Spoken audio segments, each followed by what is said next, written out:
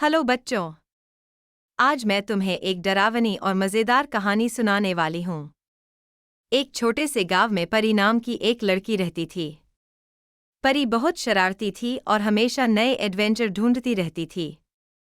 एक दिन उसे अपने गांव के पास के एक पुराने महल के बारे में बातें सुनने को मिलीं।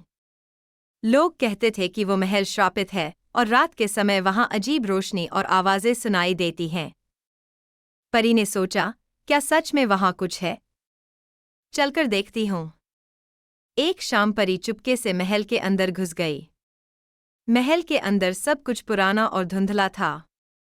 दीवारों पर बड़े बड़े पुराने चित्र लटके हुए थे और उन चित्रों के चेहरे उसे घूरते हुए लग रहे थे।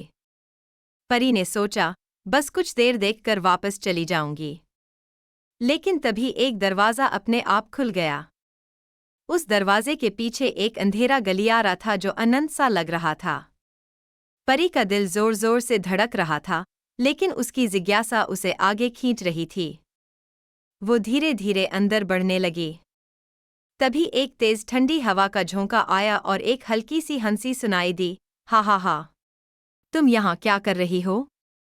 परी ने पीछे मुड़कर देखा, लेकिन वहां कोई नहीं था। उसने सोचा शायद ये उसकी कल्पना है। लेकिन जैसे ही वो आगे बढ़ी, उसके सामने एक लंबी सी छाया दिखाई दी।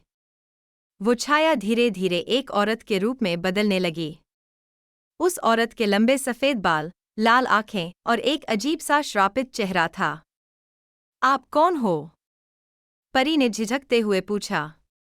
भूतनी हंसने लगी और बोली, मैं इस महल की रानी हूँ और ये जगह अब तुम्हारी कब्र बनेगी। परी ने डर के मारे चिल्लाना शुरू कर दिया।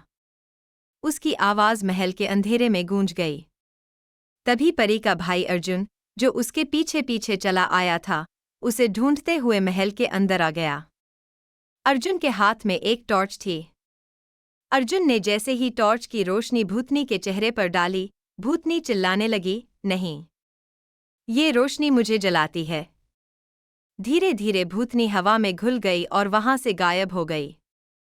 परी और अर्जुन दोनों तुरंत वहां से भाग निकले और घर लौट आए। उस दिन के बाद परी ने समझ लिया कि बिना बड़े लोगों की अनुमति के किसी खतरनाक जगह पर जाना कितना गलत हो सकता है। अर्जुन की मदद और उसकी टॉर्च की वजह से वो भूतनी से बच गई, लेकिन उसने सीख लिया कि हिम्मत के साथ समझदारी भी जरूरी है। बच्चों, इस कहानी का नैतिक यह है कि हमेशा बड़े लोगों की बात सुननी चाहिए और बिना सोचे समझे अकेले एडवेंचर पर नहीं निकलना चाहिए। तो, कैसी लगी ये कहानी? अगर मज़ा आया, तो अपने दोस्तों के साथ शेयर करना और भी मज़ेदार कहानियाँ सुनने के लिए हमें ज़रूर फॉलो करना। मिलते हैं अगली कहानी में, तब तक के लिए बाय बाय।